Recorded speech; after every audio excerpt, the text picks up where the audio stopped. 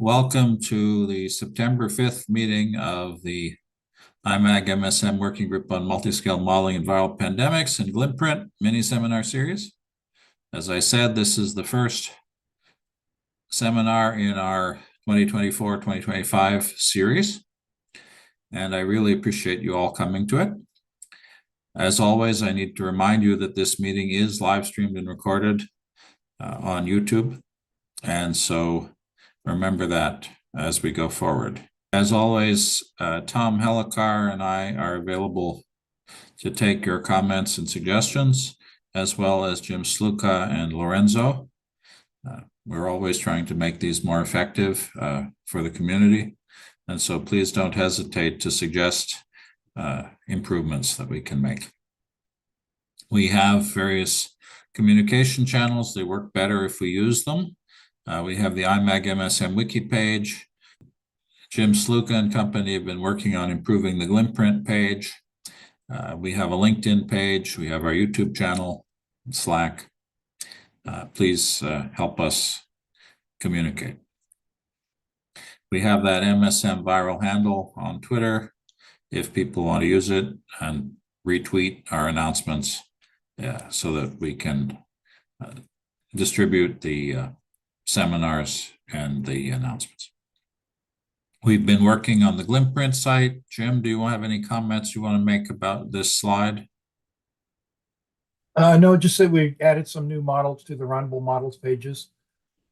Several of them from Lutz Rusch, as well as one from Computational. So if people would like to contribute runnable models onto that repository, we would be most grateful. We are trying to put job announcements up. So if you're trying to hire people, put them up on the GLIMPRINT site. Doesn't cost anything, so send them to Jim. If you have workshops, meetings, publications, anything that you would like to communicate with the community with, we would be grateful for your material. Reinhardt is still, I believe, looking to hire in modeling, and you can talk to him if there are things that you would like to discuss.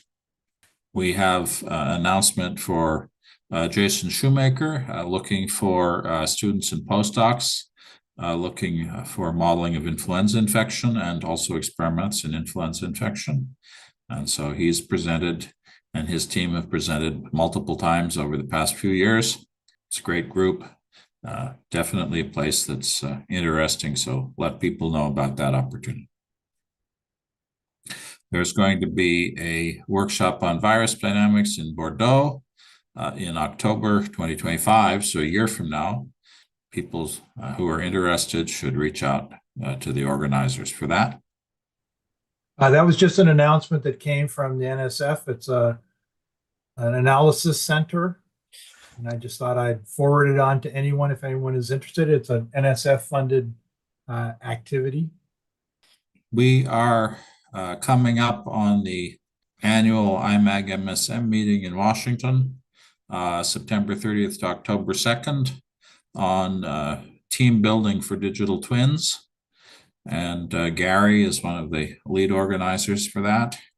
And so if you are interested in more information about that, reach out to Gary, Ann, and of course, Grace Peng at NIH.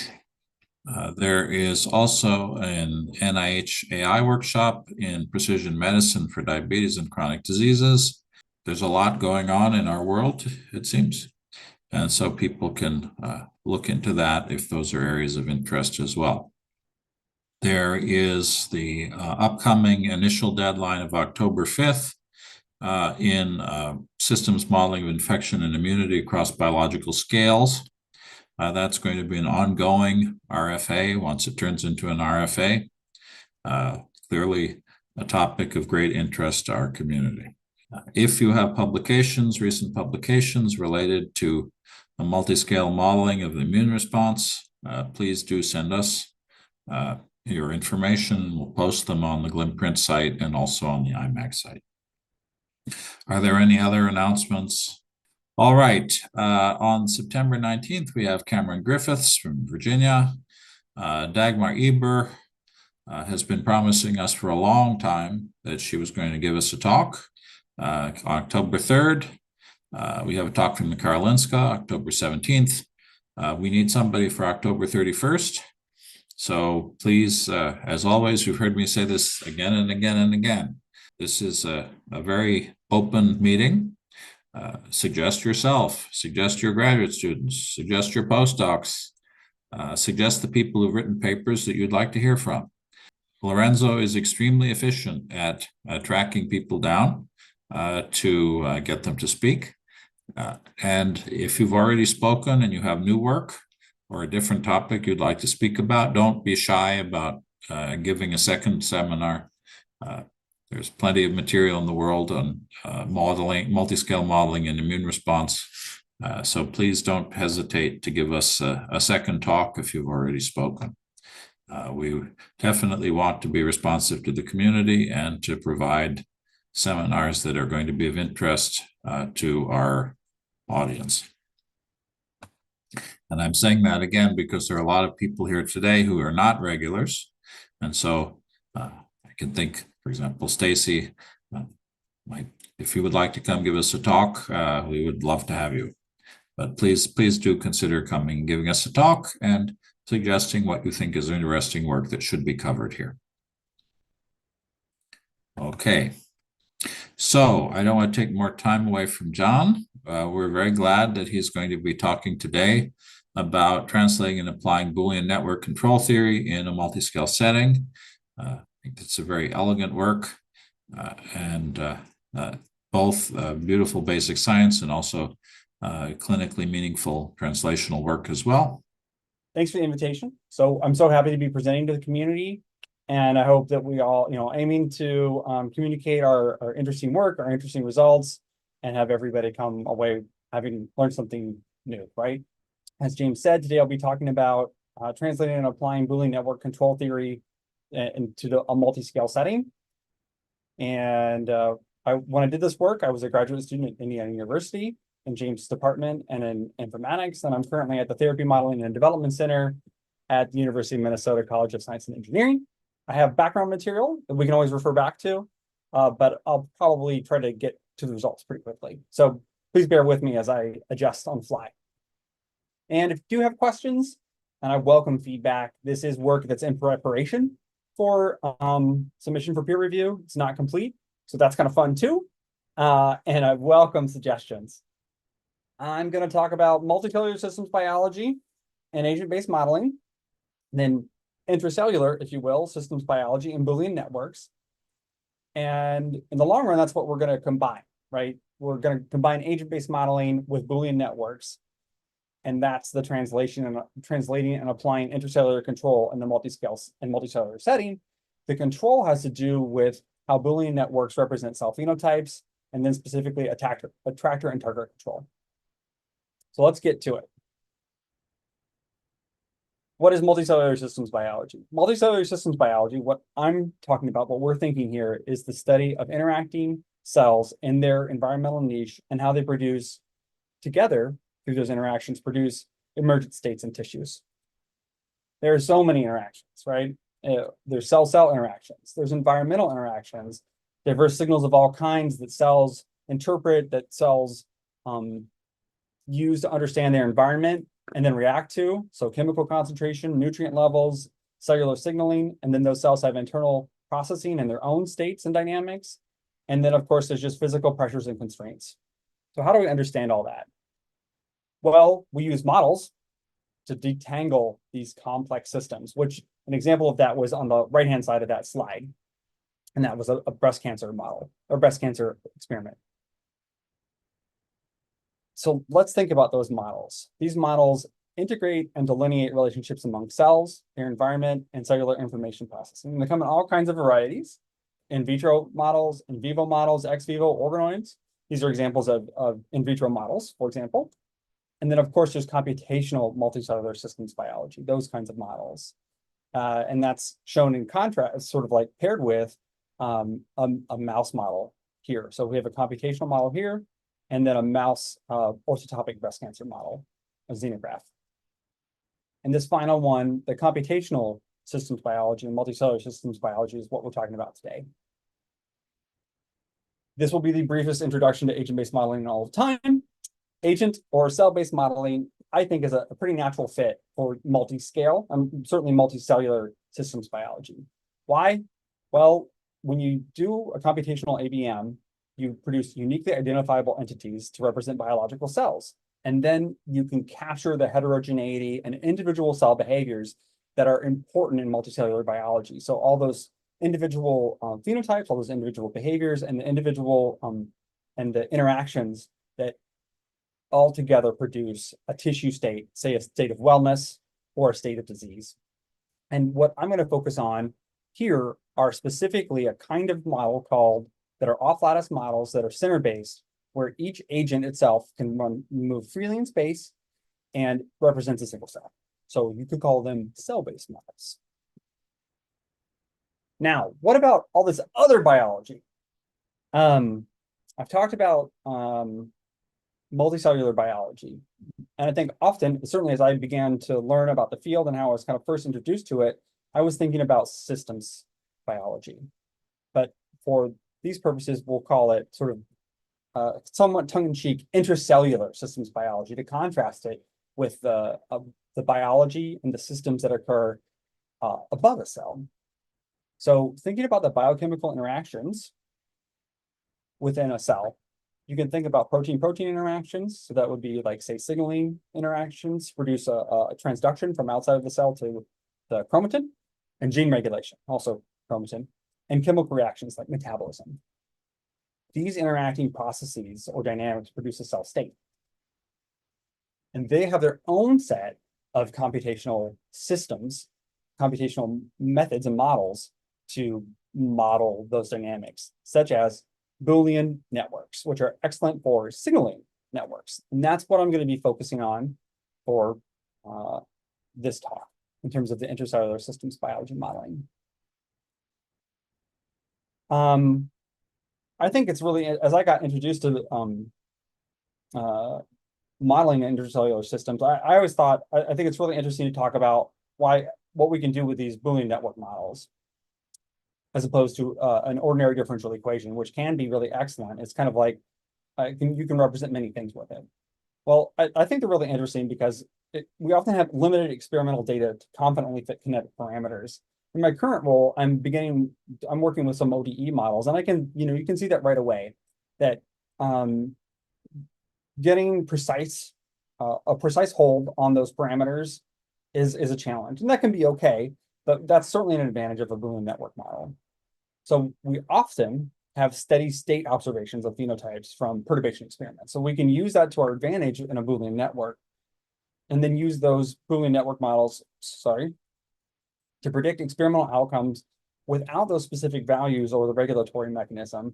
And then ultimately, for the purposes of this talk, Boolean network models are kind of a good way to model a cell fate, say an apoptotic fate.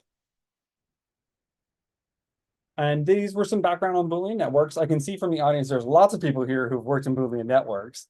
And I'll just, for the benefit of the whole audience, I just want to note that ultimately, Boolean networks have discrete values for their variables. In this case, I'm representing two variables, so they take on a value of 0 or 1. And the values update with the Boolean logic. The dynamics update with, often they're modeled as updating with an implicit time scheme. So we have discrete values for our variables, and then they update in a discrete time as well. And there's two kinds of updates that are often used, an asynchronous update or an asynchronous update. The most important thing to know, though, is that the most important thing to know probably is that in our case, what I'm talking about uses an asynchronous update. So there's advantages and disadvantages to both of these schemes, but in particular, I'm going to be talking about I use an asynchronous scheme. And then the final note on Boolean networks is that they have attractors. What is an attractor?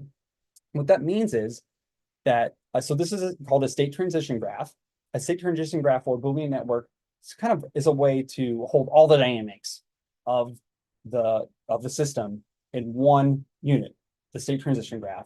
So it shows what the nodes end up representing the possible states of the network, the string of zeros and ones that will specify every single variable, as well as the transitions between the allowable transitions between network states. They're really good, I think, at representing the concept of an attractor. In this network here, what ends up happening, without going through the individual dynamics, what ends up, we start in this trajectory starts in 1, 1. It moves to 0, 1, the way I've simulated it, and then lands at 0, 0. And once it's at 0, 0, it can't leave. And so the network will always update to 0, 0. That's the concept of an attractor. It's a cycle in the state transition graph that has no exit. Great.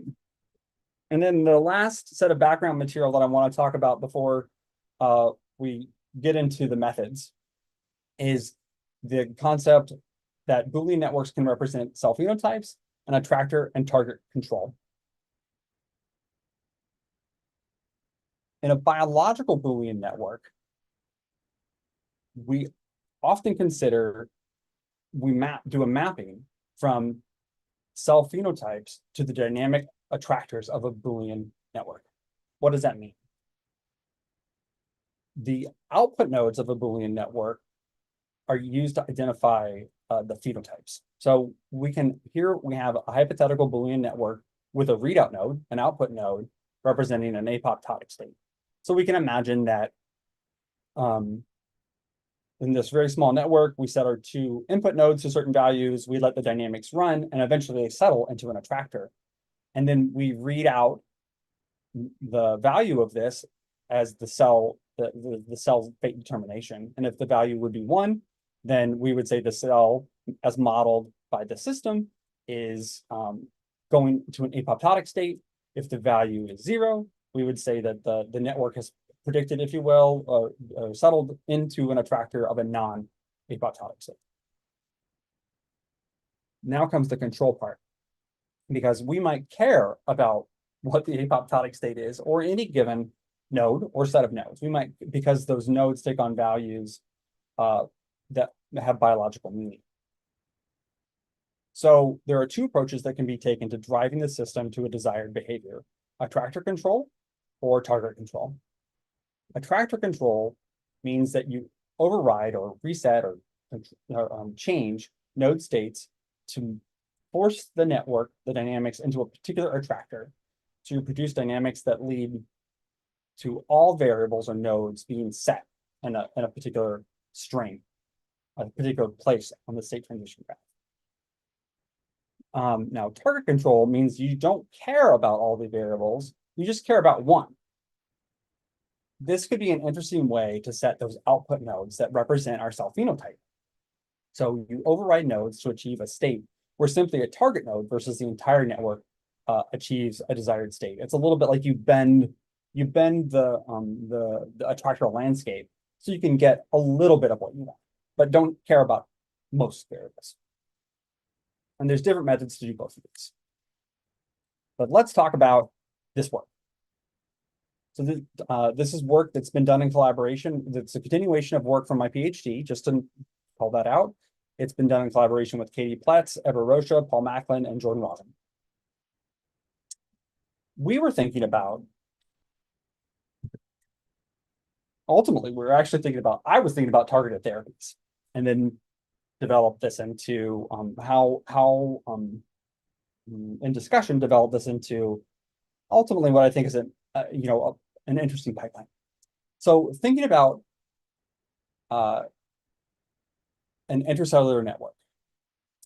In a disease-like state, often folks want to interfere with that intracellular network. Here is an example intracellular network that is a diagram of gene regulation in pancreatic neuroendocrine tumors. In pancreatic neuroendocrine tumors, you have aberrant growth of islet cells in the pancreas, actually. And folks have figured out different ways to try to slow that growth or arrest that growth. For example, there are often mTOR inhibitors that are clinically available. So that's an example of a targeted therapy where we know that there's something going on in these cells because they're behaving aberrantly, right? They're growing when they shouldn't be. And through preclinical experimentation and then clinical experimentation in a clinical trial, it's been shown that, for example, you can intervene at mTOR1 or mTOR with an mTOR inhibitor and sort of change the natural history of the cell. So that's what we're thinking of. That's what we were thinking about when we developed this project. The question is about targeted and other disease therapies. So these targeted or molecular therapies in cancer can go in and inhibit or promote components of a systems biology pathway or network to promote health. But the control is not straightforward. There can be many overlapping signaling pathways in these intracellular systems. You can have leaks from other pathways, maybe that aren't even modeled, but you know, it's not straightforward. It's complicated, right? It's a complicated biochemical network. This is where systems biology modeling can help, and in particular Boolean networks, where we have those steadies, where we have this representation of cell phenotype embedded into the network.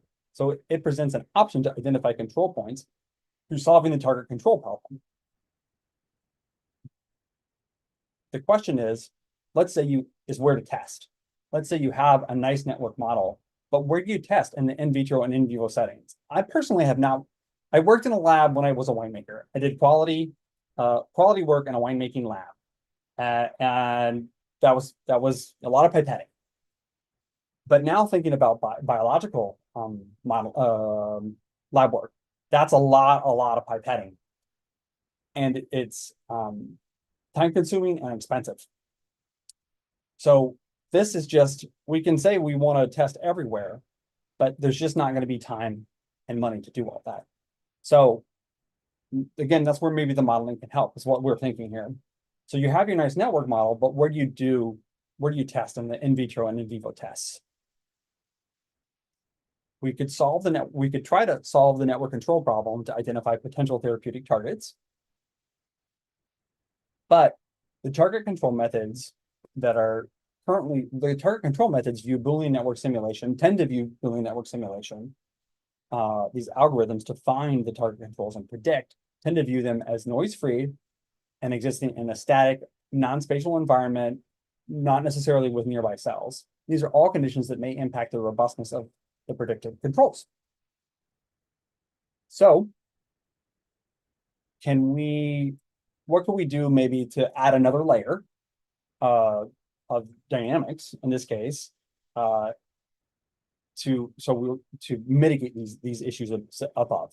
Can we evaluate the predictions in a different setting and maybe mitigate some of those issues?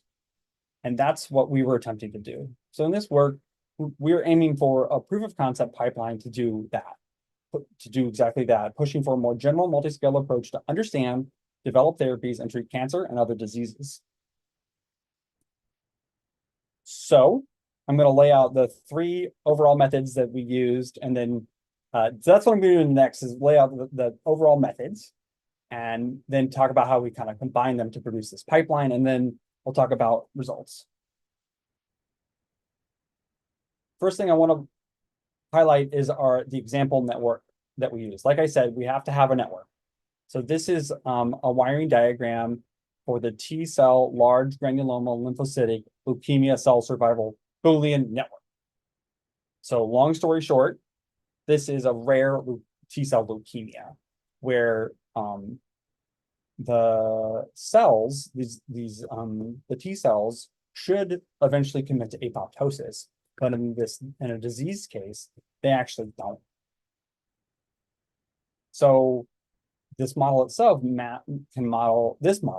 can represent both the natural apoptotic death of the cells as well as the aberrant survival that occurs in leukemia. So we have an output node of apoptosis. When apoptosis is on, it's as if the cell has died or is initiating the death process. And if apoptosis is off, we take that as we interpret that as it's surviving. And we are using this model in a particular context, one that allows both survival and homeostasis. And these are the input nodes that we have set and the values that we've set them at. And yeah, explain the apoptotic node. With that network identified, this kind of bistable switch as a fertile ground for us to test with the idea being what does it look like when we change the setting? In particular, what does it look like when we develop network controls and then test them in a multi-scale setting. What we did next was we used 3 different methodologies to develop to predict controls that might be able to push the network into apoptosis. So the first of those methods was the stable control method and stable motifs control method, and that developed 7 interventions, and it built a discrete Waddington landscape to find attractors and node overrides that drive the system to target attractors. And what I really want to note is that this method, on the backside of things, it's actually an attractor control method. So it really finds the attractors and is able to. These target controls are actually, while while we used it to only to control the apoptotic node, and on the back end, it's actually an analytical method that will find attractor controls. The others don't. They're true target control methods. The other method, the second method, was the individual based mean field approach that develops 10 interventions, and that developed 10 interventions that I'll show you later. And then finally, we did agetic control, and that was also that in this case, we were looking at altering the edges, the interactions between variables instead of the nodes. The node states, we alter the edge and what the downstream node sees without changing any variable sees. And then from that, we got 11 interventions. Now, so we've got our target control methods that I just showed you, and we end up with 28 interventions to test. Now, how do we test those? I already said that we're going to be testing these in a different setting than only Boolean network simulation. To do that, we actually used a combined simulator. I'm just going to skip straight to it. And it's a combination of PhysicCell, as was on the previous slides, and MABOS, which is an asynchronous update scheme, an asynchronous updating simulator for Boolean networks. And PhysicCell, if you're not familiar with it, sorry, it's not up on the screen, is a physics-based cell simulator for 3D multicellular systems. Now you put them together, and what do you get? With their powers combined, you have PhysicBoss. It's a really great tool that was developed by a large team, that's and the primary leaders of the work were at Institut Curie and at Barcelona Supercomputing Center. Please see their work. It's really excellent, and I had a real joy using it. So in PhysicBoss, each PhysicCell, so remember, it's a concatenation in a way of the 2 simulators of PhysicCell and MABOS. In PhysicBoss, each PhysicCell agent, you can see them here in green, right? In the schematic, has a MABOS model. It has a Boolean network in it, and all that, the data and everything associated with it. And with that embedding, PhysicCell can then send cell and tissue data to MABOS as inputs. So now we use PhysicCell information to say, affect this input node to our Boolean network. MABOS will run the simulation, and then MABOS can send, say, information from an output node and back to PhysicCell in order for the intracellular network, this Boolean network, to control cell behavior. Okay, so now we have our methods. We have target control, and we have a simulator. Let's combine this and test our predicted Boolean network controls outside of the single cell setting and potentially less robust setting that is typical of many target control algorithms. And we're going to test it in PhysicBoss. Do the predictions work? Are they different than they would be in the so-called single cell setting or the Boolean network simulation only? How do the dynamics affect the ABM, and how does the ABM affect the controls? And we'll call it, not can it, we'll call it PhysiLab for now. I see a question. Is the notation in this graph standard? And you're talking about probably this one. Oh, I'm not going too far. Pedro, is that? Yeah, okay, great, thanks. Is it standard? I don't feel like it's standard. I believe the inhibiting edges are colored red, the excitatory edges are colored blue. And we so yeah, I'm gonna go with not standard. Not particularly standard. We were not adhering to a standard when this graphic was developed. That's the best way to answer that question. Okay, sorting through, hopefully nobody gets sick from that. Okay, now, so I was just talking about Physilab. This is where we get into one of the main contributions was just, in my opinion, one of our main contributions is exploring this marriage of target control methods with in this multicellular setting. So Physilab would be putatively for evaluating network controls in a multi-scale setting. And some of it we were able to automate. I think that there's more work to do there, but at least to get it outside of an IU setting. But anyway, kind of illustrated here in this, if you will, this graphical abstract. What we're trying to show is that we start with a Boolean network, and that's going to end up embedded in a cell, in a physicell agent here. And then following this other path, we have our Boolean network, and we end up, we have these interventions that are predicted by target control. Our cells are embedded, Boolean network embedded in the cell. The cells end up in a multi-cellular setting in physicell. And then our interventions end up simulated as diffusing substrates in this case, right? There could be other ways. Obviously, there's other ways you could do it. But in our case, we're going to basically test in high throughput all of our interventions in several sort of different ways. So we have 28 controls that we're going to look at, and we're also going to play with kind of like how long the controls are active.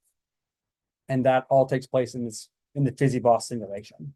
And we were able to automate portions of this. We automated the model-to-model translation, going from the Boolean network to the PhysiBoss network, and then executing that in high throughput on an HPC system, as well as the data processing to produce the outputs. And I basically explained a lot of that. So to do our tests, we introduce a pro-apoptotic chemical substrate, and that substrate acts as an inhibitor or knockdown, or an activator or mimic. And we have some of our predicted controls involve more than one substrate. In that case, we'd have two substrates. And then we vary the substrate introduction in several different scenarios. Then I'll talk about that in the results. And then ultimately, we evaluate all this by monitoring the cell populations. That's how we do our assessment. So our different interventions different, and how are they different? Our two assessments that we looked at, the two metrics, were the time to 85% of initial population. So the population tends to go down in these because these are pro-apoptotic interventions. And then we look at the total cells or area under the curve at the end of the simulation. So let's talk about our results.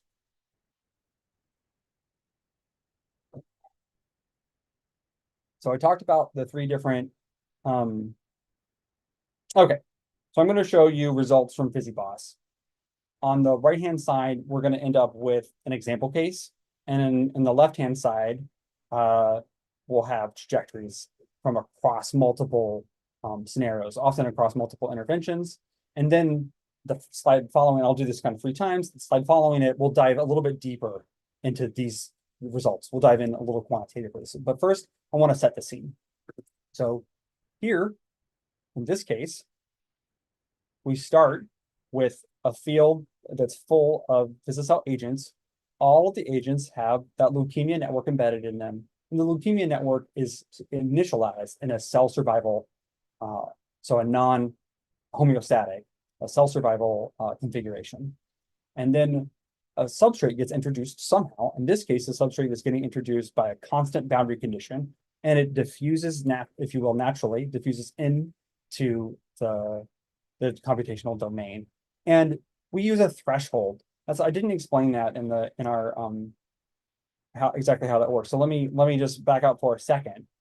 And in our case, what we do to do the discrete the continuous to discrete transition that needs to take place, where we have to set an input node for the Boolean network, based on the surroundings, based on what the cell is seeing, and we use a threshold. So if the chemical concentration is above the threshold of 0.5, then we say that the intervention is active. On the other end, when we do the discrete to continuous transition, where we transition from the MABOS data, the MABOS outputs, to the physicell behaviors, when the apoptotic node is on, we increase the likelihood of apoptosis, simulating that the apoptotic machinery is getting prepared to kill a cell. And that it's much more likely to occur when the apoptosis node is on. Okay, so noting that in our constant gradient scenario, we introduce the substrate from the left-hand side.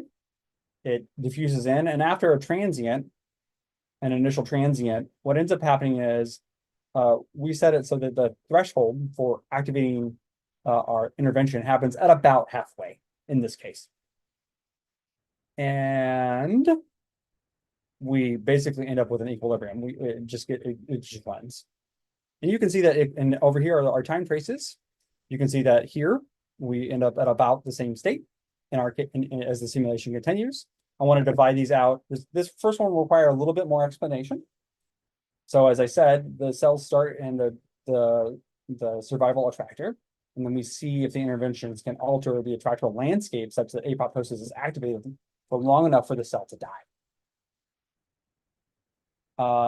And all these, the proliferation is set for a doubling time of around 5 days, and then random motility is on at a very slow speed.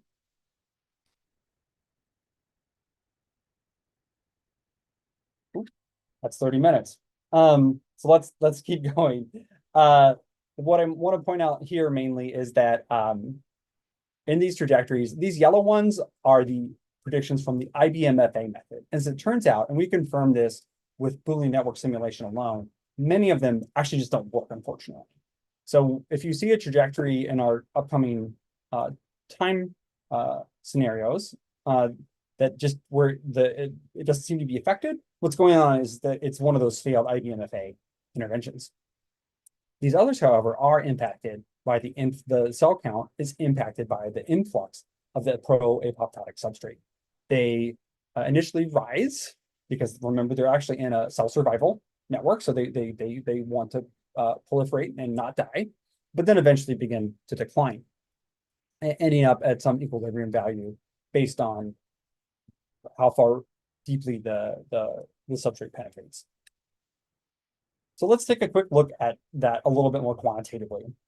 So when we looked at this a little bit more closely, keeping in mind our thinking about our metrics, we looked a lot at what's going on in the network itself, actually, that corresponds to our metrics. So here in particular, we noticed that the intervention response time is correlated with the network distance between the intervention and apoptosis. That's basically this line that you're seeing here.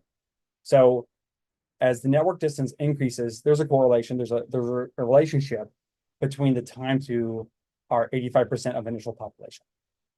So network distance is a dominant factor in distinguishing quickness of the interventions. The next scenario that I want to talk about is the so-called global pulses scenario. In the previous one, there was a way in which space was held constant. The concentration across space was held constant. In this case, the gradient was held constant. In this case, the concentration is constant, and what varies is time. So we're playing with time in this scenario. So we start with again with a field of cells, and then we just dose in substrate and then let it decay away. And in this case, we varied the decay constant, simulating, if you will, something that was somehow it was metabolized or otherwise degraded naturally, faster or slower, to see what kind of differences we were going to get here. Again, this is all kind of thinking, it's all hypothetical, but you can imagine that in drug development, some of the drugs are going to last longer than others, for example. And what we observed here is that in some scenarios, the interventions were effective at controlling the population, and population generally declined, whereas in other scenarios, the population was able to increase. On our left-hand side, we have the agetic perturbations, and on the right-hand side, we have the node-level perturbations. What's going on here are the IBMFA methods that just sort of didn't work. And then what's going on here actually is that the decay was so fast that we couldn't get these to take. But what about this, where we see this one works, but these don't. And here we see something similar, where there's almost an exponential decay, whereas these are bumpy. Well, it turns out that if you separate out the target control interventions, ones that really are just sort of on temporarily, or that don't really force the network into an attractor, versus ones that do force a network into a attractor, you get some differences. So that's what's shown here. Basically, the coloration has to do is identifying an attractor control versus a target control, noting that our target control algorithm can actually identify some attractor controls. So that's why there's more than 7 here, because our stable motif methods only identified 7. So long story short, the attractor controls may end up being slower, at least some of them are, than some of our very somewhat fast acting target controls, but they have kind of a slow and steady methodology bit to them, and so they can suppress population. All right, and then I have my final scenario, and then I hope there's time for conversation. Here is our varying boundary scenario. And in this case, we vary both the concentration both in space and time by having a boundary condition that varies in time. So our substrate penetrates N, but then as the boundary condition decays, you get less and less penetration. So we're kind of combining the two. So and you see that in the results here, where you have in this case, this is our elimination, if you will, on the agetic controls. We see the pulsing, just like we saw on the time-based one, but also there's kind of a decline to a steady state, and that's I'd like to address that question in a second, and so that I can get to the last result, and then we'll open for discussion. So I'm going to focus in on specifically this one, because you'll notice that there is slight differences in area under the curve here. So we explored that. That's true here too. And what really seems to be going on in part here is that, as before, about half the simulation domain is in that zone of lethality or zone of efficacy. And as it turns out, different methods, different interventions seem to have different areas or zones, slightly different areas of lethality. So what I've presented here, spatially, this is the extent of cells in that agetic control, the penetration of cells into what we expect to be the zone of lethality, that halfway mark in the simulation and in the domain. They're colored by the network distance. And what we're seeing before, again, this is kind of like a combination of the previous quantitative results. Our network distance is a pretty good predictor of how big the zone of lethality is going to be, how deeply penetrant the cells are not dying, right? So this one has a relatively small zone of lethality because the cells are able to live for longer in that sort of peri-death zone, if you will. As the network distance drops, you see a correspondingly smaller zone of lethality. These are ranked by the median, not by the extrema. So it is true for the central tendencies of this distribution as well, at least in these cases. So we're ranking by the median, and in most cases, it corresponds pretty well to the network distance, except for when you get down to these final two. And why is that? Well, these two are actually attractor controls. And as we already said, those attractor controls, even though they're further away network-wise, are so effective, they so effectively commit the cell to apoptosis by looking at the internal dynamics, right? Again, this is the internal dynamics of that network that end up forcing the cell to apoptosis. It's like it's hit, but it doesn't even know yet. So it may take a long time to actually die, but it's inevitable. Whereas in our target controls, as soon as the brake is released, the internal state ends up going back to survival. There's nothing that keeps it in driving to that apoptotic state, or basically to our target. So that's a really interesting result. Well, what does all this mean? I think what it means is that I think that by combining the ABM and the Boolean networks, you get some advantages. The Boolean network gives you places to poke, if you will, and explore in our biology. Ways it gives you a principled method to select ways to change cell behavior. And it also gives you these internal dynamics that are difficult to represent otherwise. And furthermore, those internal dynamics end up being, what's the word here that I'm looking for? The internal dynamics end up affecting the behavior of the macroscopic simulation, as shown by that last slide, where this area the areas were different. The zones of lethality were different. On that note, the ABM gives you a nice spatial distribution of the reactions to the interventions and gives you population dynamics that would be really difficult to achieve by a Boolean network alone. And in terms of future work, I'm really interested in extending doing a damage model within the cells and looking at resistance. I think that, which is a really known problem in target control in these targeted or molecular therapies like mTOR inhibitors and RTKs. This was funded by a fellowship that I got that was through a national research traineeship grant that IU Informatics got. All these people helped out because they were in the lab that I was in. And then Jordan was outside the lab, but helped out a ton.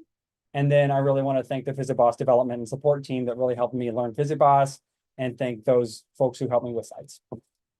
Okay, time for questions. Julie, go ahead. Yeah, I have a question about your apoptosis model. Do you have caspase-3 in the model?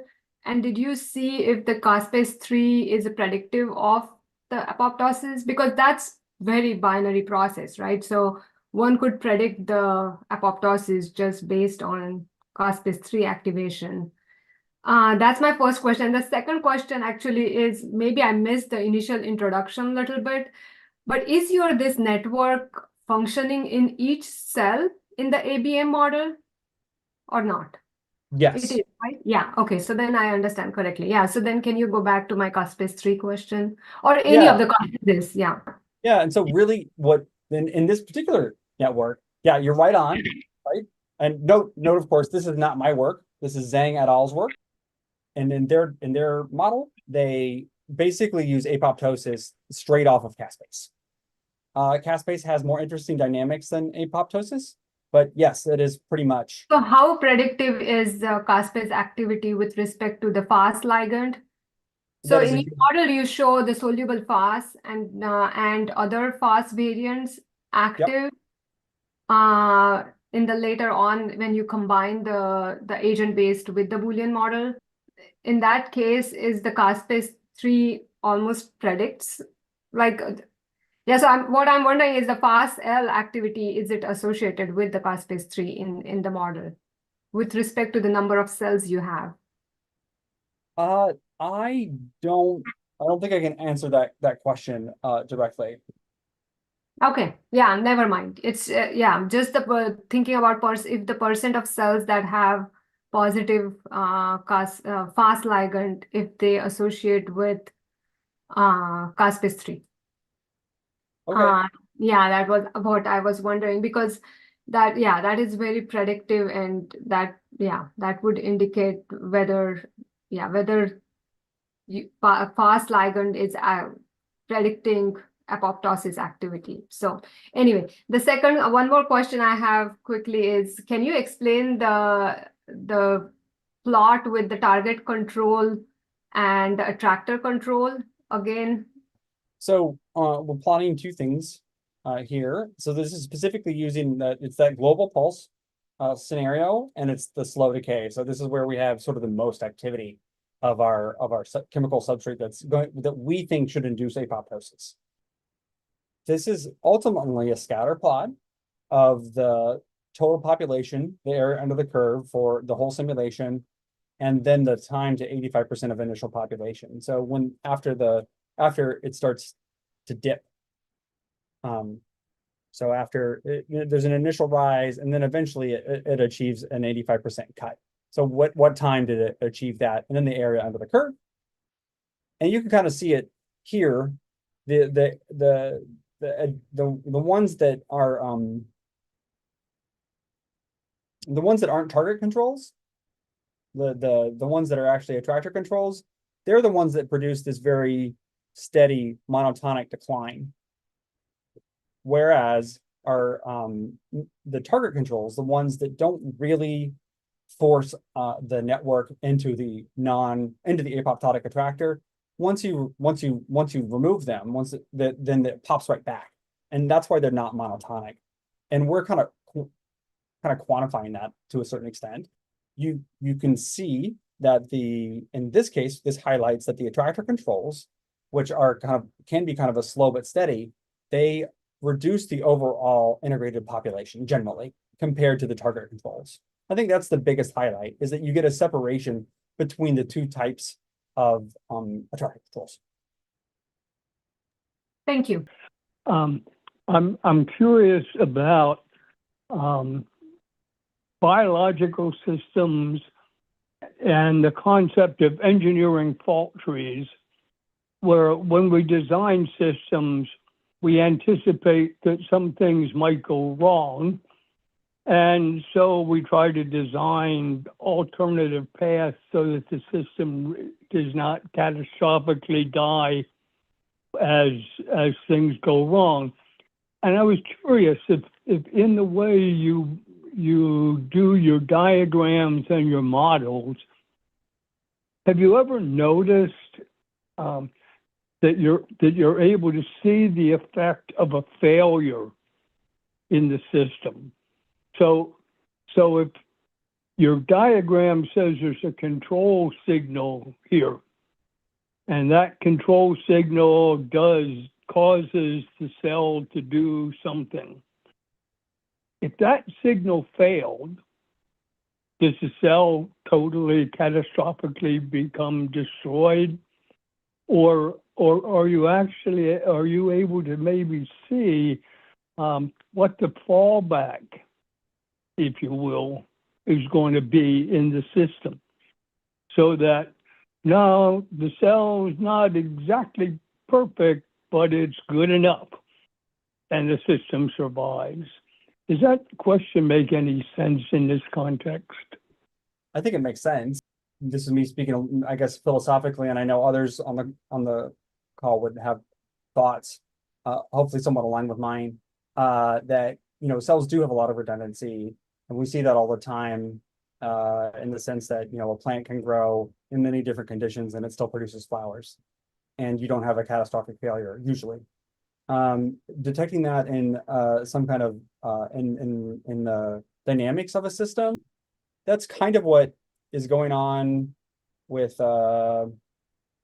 this attractor control method. This is a paper that was in preparation for publication. I don't know exactly what it got published at, but by my colleague and collaborator, Jordan Rosam. So if you look up some of his recent papers, you probably see something really similar. And this is kind of a bit like that. Like, what happens if, okay, then I move to this node. Okay, then I can move to this node. And then in terms of if there'd be redundancy, in this case, there isn't redundancy. It's a directed acyclic tree, but in other networks, you might see that. So how prevalent that is in biology and how much you see that in Boolean networks is a totally different question. I think people can be interested in that kind of stuff. You could also look at Luis Rocha, who does work with canalization. He kind of tries to answer those kinds of questions about redundancy in biological networks. I hope that helps. Well, thank you. It's diagrams like that got me thinking about the fault trees. Yeah.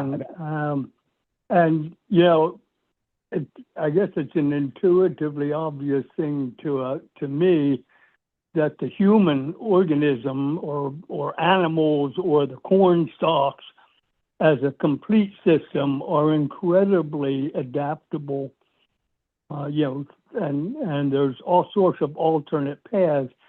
And I was just curious if at the level of detail that you're able to look at what's going on with the cellular level, do we have that same kind of thing at a cellular level? Such that, the particular set of cells, as it developed in you, everything was great. As it developed in me, there were some problems, and so the backup went into play. Now we're both exposed to some disease.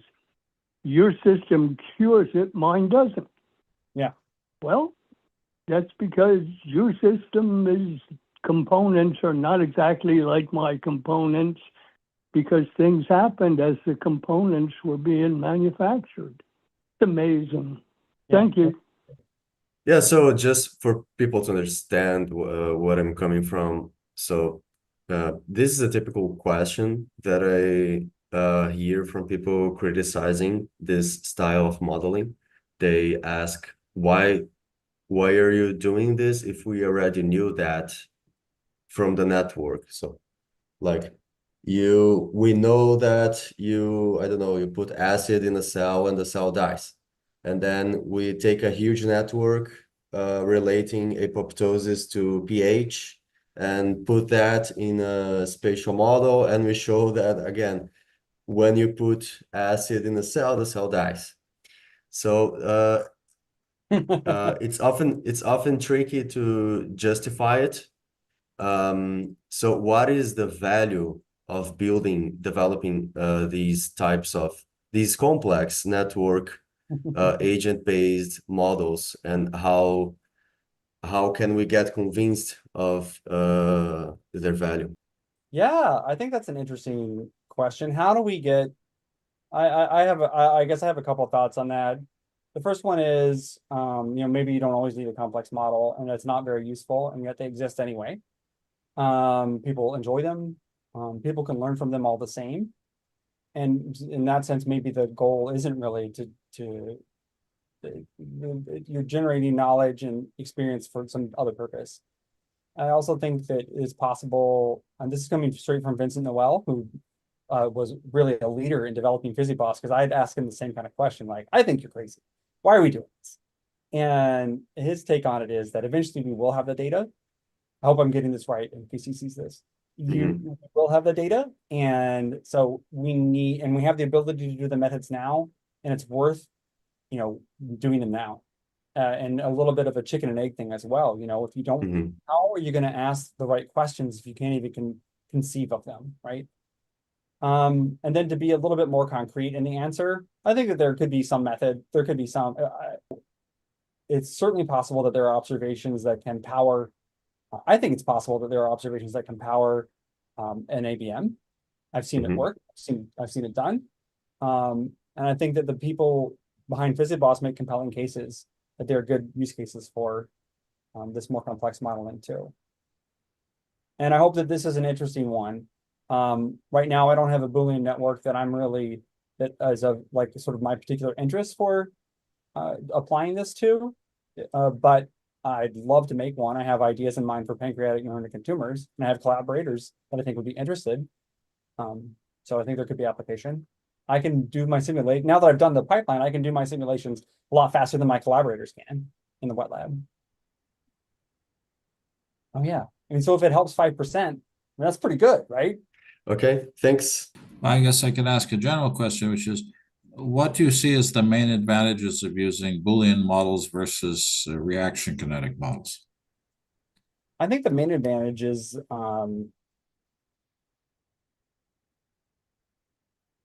that you don't have to find the kinetic parameters. So perturbation experiments where you're not trying to follow the dynamics would be comparatively easier to do. You can do more of them, say for the same cost or same time. And so you can build models that have more complexity in the sense of more variables faster. And then maybe in the long run, you do an ODE model or your final most interesting subgraph of the larger Boolean network. And so, the Boolean network could be a step along that path, for example, let's say, or it could be a good one all on its own too. I think that's the main advantage. Okay, great. Well, thank you, John. I'm glad we had a bit of a conversation. Appreciate you coming and being able to speak to us in this exciting work. I hope to see how it develops, and when it's submitted for publication, maybe you can come back and give us an update on what you're up to. Yeah, it'd be a lot of fun. I really appreciate the invitation to join the community. I'll look forward to attending and speaking again.